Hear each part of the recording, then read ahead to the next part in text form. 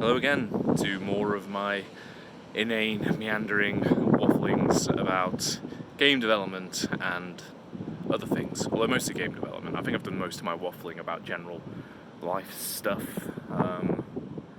There's not really much to report on that front. It's lockdown once again, but you know, I live here.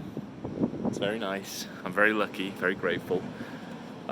So let's dive straight into the game stuff, shall we? What have I been up to? Well, oh wow, I've just noticed a big old cloud coming over. Bet I'm going to get rained on.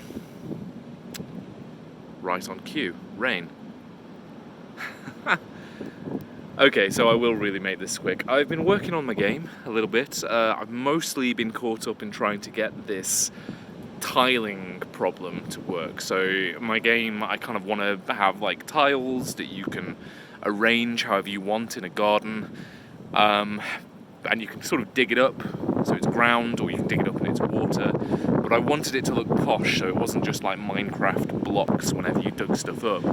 I wanted the banks, the banks of my pond or lake or whatever you're digging to automatically line up. So, you know, if I dig a hole here, the edges around it show a shoreline of banks, and if you dig like a long snaking path, it'll all kind of curve around neatly. And it turns out that's actually a really hard problem to crack, to get that to work.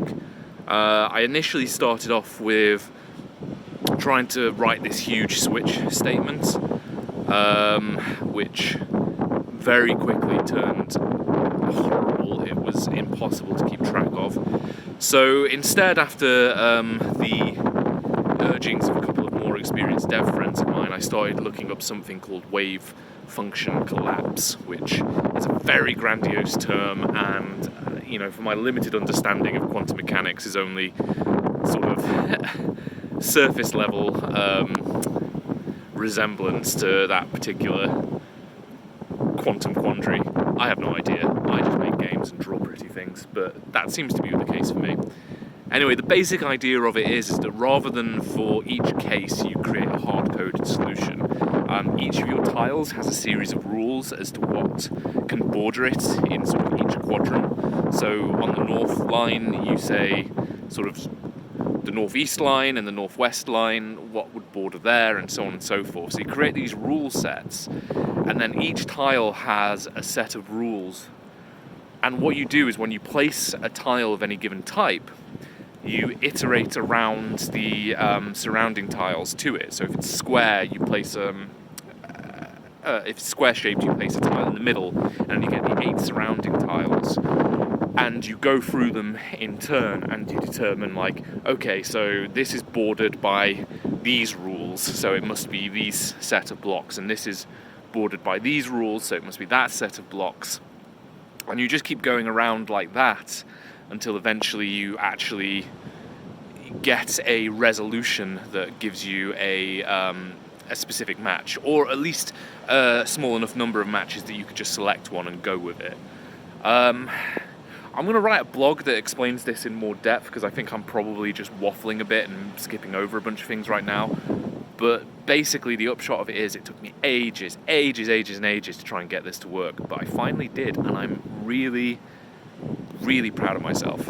Like, genuinely, like, so stoked, because I know it's probably the kind of thing that, you know, when you're a bit more experienced as a developer, you might be able to kind of churn through kind of quandaries like this a bit quicker.